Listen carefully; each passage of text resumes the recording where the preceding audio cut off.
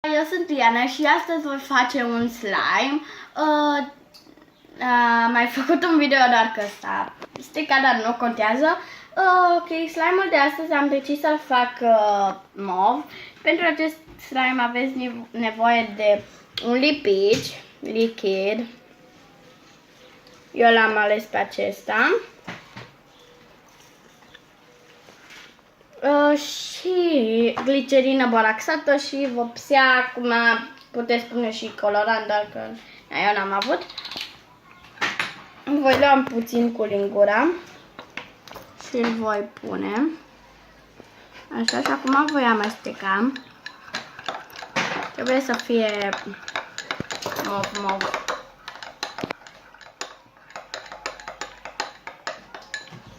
Așa, mai am un pic pe deget, deci o să pun de pe deget.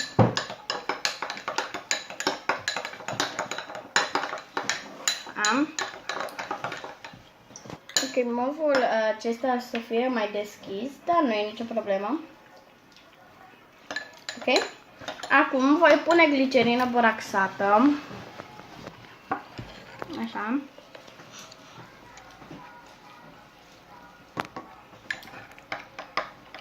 Ar trebui să se facă. Dacă nu se face mai bine, o să mai pun.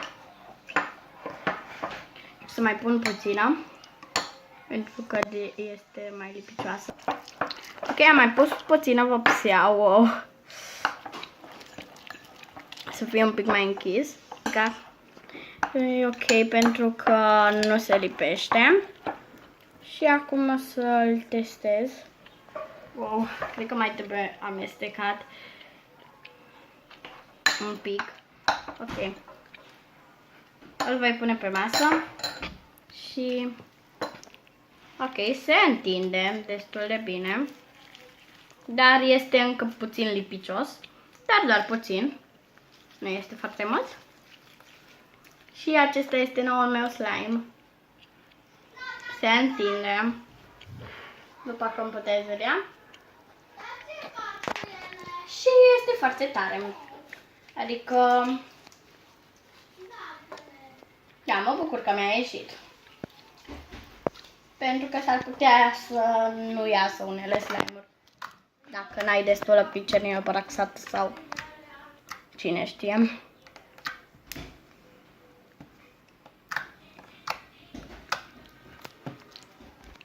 Ok, aș mai vrea să îl fac un pic mai închis. Deci am mai pus un pic de culoare movă și îl voi amesteca foarte bine. Așa, acum o să mă fac plin de vopsea, cred. Da. Puteam pune și în castron, dar nu. Că nu o să se facă, dar nu știu. Că trebuia să-l pun mai bine în castron, dar pentru că, Doamne Dumnezeule, nu ascult eu sfaturile bune. Așa l-a pus în palmă. Da, nu e nimica. Deoarece este frumos totuși. Și cam atât și cu acest video. Dacă v-a plăcut acest slime, nu uitați să dați un like și să vă abonați. Pa, pa!